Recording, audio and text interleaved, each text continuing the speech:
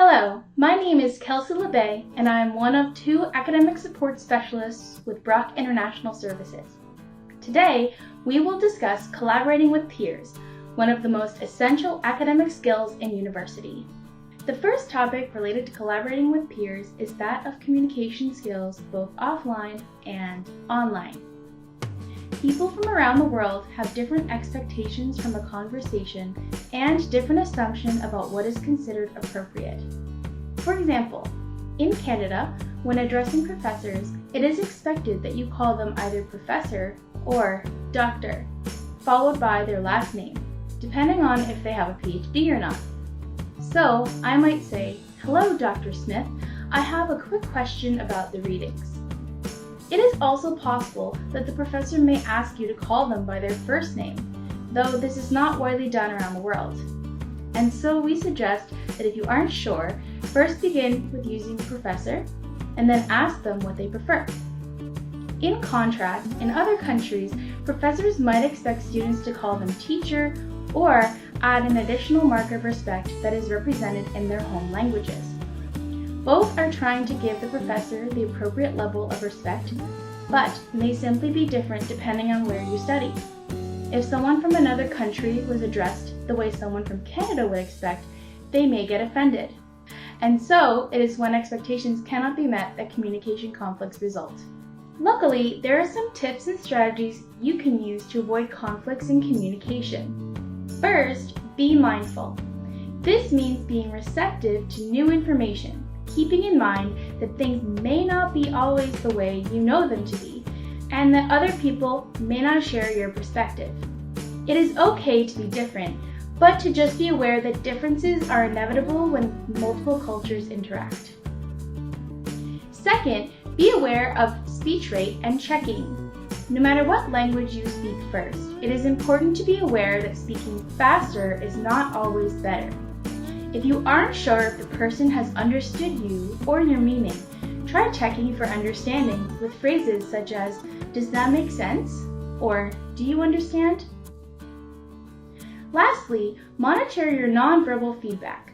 In every country, there are different kinds of nonverbal communication: posture, facial expressions, reactions. If there are certain kinds of nonverbal communication common to your country, that doesn't mean that they are common for others. For example, in Canada, to jerk your head upwards, like this, means to agree, whereas in other countries, it may actually mean to disagree. Just remember that not everyone will understand your meaning and may have their own interpretations of what it means. Like I said before, a lot of what we communicate is done with nonverbal feedback. However, when we communicate online, we often don't have a chance to provide others with nonverbal communication.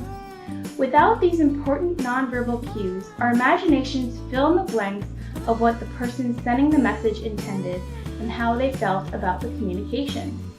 Our way of replacing these nonverbal actions are to convey them in word choice, syntax or word order, punctuation such as commas, exclamation marks, or question marks, and letter case using lower or uppercase. Just because you write in a certain way doesn't mean it is received in the same way. Looking at the first example, it is clear that the person who typed the messages had an intention. Maybe it was to be brief in messages, or to convey that they are willing to do their part and make the slides, and just want to know what part of the project the other person was going to do. However, the person receiving the message didn't take it that way, and, in fact, thought the other person might have been irritated with them instead. Or, in the second example, the person who typed the message might have been excited about something, but the receiver might instead interpret that as being mad. These situations are very common in online communication, and it is our job to be aware of how we come across so as to avoid conflicts. Some tips to help you include: 1. Consider writing a social comment to start off a typed chat, such as, "Hello everyone, I hope you're having a great day," or "I hope all is going well." 2. Don't overuse punctuation, such as including many of the same character. And 3. Avoid using all capital letters. where it is commonly understood in Canada as someone screaming at you, or yelling, or being mad.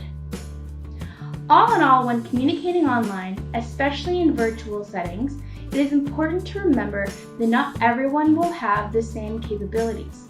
Some won't have access to video, some won't type as quickly as others, and some may not respond as quickly to a question. Be aware that delayed feedback is to be expected in virtual meetings, and that it is always a good idea to wait a bit of time before responding. The other topic related to collaborating with peers is group work skills. When working with others, it is common to encounter issues such as poor communication, personal issues, unequal contribution, lack of focus, and missing deadlines. The goal is to utilize certain skills and strategies to avoid the issues and find harmony and productivity in the group. The first strategy is to know yourself and your group members. By examining your own preferences and practicing respect, tolerance, and patience, you are more likely to work well with others. Also, by knowing how your group members work, you can avoid miscommunication and maximize their contribution. The next strategy would be to know and share your task. If all members review the task together and know what is expected, they can then better know how to divide the task into smaller tasks for each member in the group. The goal is to set up deadlines for everyone and to ensure that communication is always open. The final strategy is to be aware of communication and inclusion.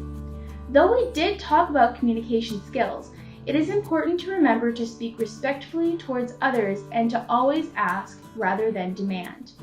If you find a balance between positive and negative criticism and are aware to include everyone in the discussion, it is the best way to avoid conflict.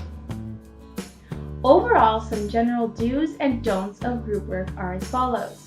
Some do's include 1. Set an agenda. 2. Take notes. 3. Assign tasks and set deadlines for everyone. 4. Make suggestions rather than demands. 5. Deal with problems as they arise. 6. Swap contact details if you're offline. And 7. Decide on specific roles. Some don'ts include 1. Don't dominate conversations. 2. Don't talk over one another. And 3. Don't just agree. Your opinion is just as valuable as anyone else's, and if you just agree, it could lead to conflict later on. Thank you for watching our mini lesson on collaborating with peers. Stay tuned for the next video in the series, Paraphrasing and Summarizing in Writing.